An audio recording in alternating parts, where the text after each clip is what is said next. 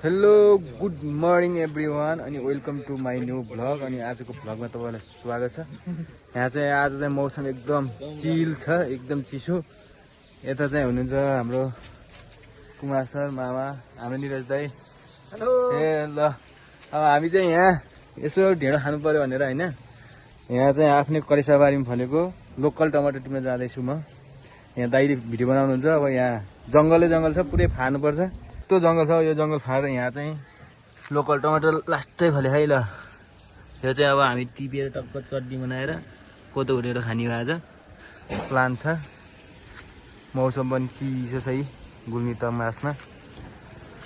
आहा ओहो हाम्रो नारायण पन्जाजी आइसक्नु भएको छ। उहाँ चाहिँ तमघासमा पन्जा लडाइँ खेलेर सबैभन्दा आजभन्दा कति 10 वर्ष अगाडि तमघासको पन्जा लडाइँ खेलेर प्रथम हुने व्यक्ति।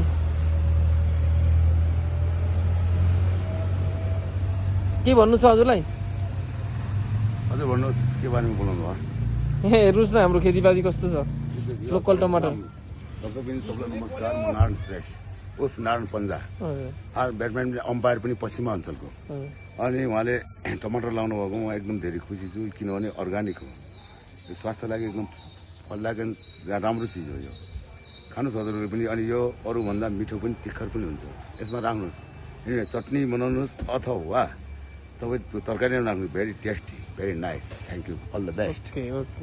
हामीसँग चाहिँ लोकल टमाटर यति भइसकेको छ। अब यहाँ चाहिँ प्राय काँचो छ, अब 1-2 दिनमा फेरि पाक्छ पनि होला। अब यसको चाहिँ म यो टमाटर पुदिना टक्क अनि टिमुर हालेर चटनी बनाउँछु। अनि ढेँडो ओह्राले पनि म बनाउँछु। हजुरहरू हेरिरहनु होला, टक्क खानुपर्छ।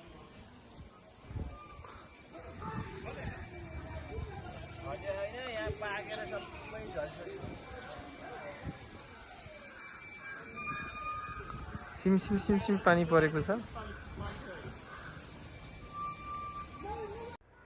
ल साथीहरू, मैले चाहिँ टमाटर अब पखालिसकेको छु। अब यसलाई मैले मजाले चटनी बनाउने छु है। यसको चाहिँ मजाले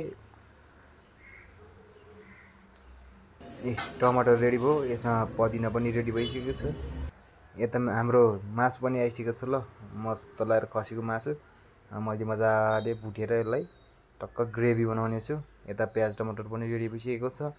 अचारको लागि सरसामान पनि रेडी भइसकेको छ। ल हेर्नुहोस्, आहा क्या दामी देखिरहेको छ होइन।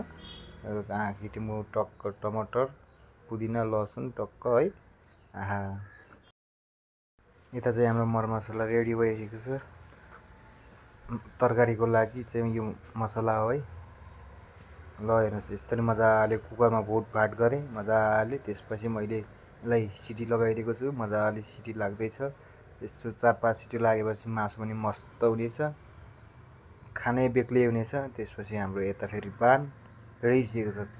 यसलाई बान चाहिँ कोदोको चाहिँ बान हो यो। टक्क बान पनि उम्लिसकेको छ। अब यसलाई मैले ढेँडो बनाउने छु।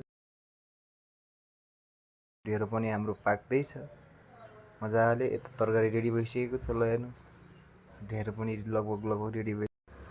चटनी पनि आहा लोकल टमाटरको चटनी एकदम मस्त खाउँ भइसकेको छ। त्यही माथि मौसम हेर्नुहोस्, आहा मजाको छ। पानी पनि परिरहेको छ अलिअलि SIM SIM SIM SIM. Finally साथीहरू हाम्रो खाना चाहिँ रेडी भइसकेको छ। ल हेर्नुहोस्, मलाई चाहिँ जस्तो आयो त्यस्तै बनाएको छु है। कोदोको ढेँडो टक्क, यता तरकारी चटनी, अनि बिचमा चाहिँ कागती खुर्सानीहरू पनि। फाइनल्ली हाम्रो चाहिँ खाना रेडी भएको छ। कोदोको ढेँडो चटनी तरकारी। ल कस्तो छ नि दाइ, टेस्ट गरौँ त। सागर पनि आयो। आहा मिठो छ, टेस्टी छ। नुन सुन सब ठिक छ, एकदम मिठो छ। ल अब हामी पनि सुरु गर्छौँ है त। ल आहा आज जाडो मनाउँदै है त हामी। एक नम्बर।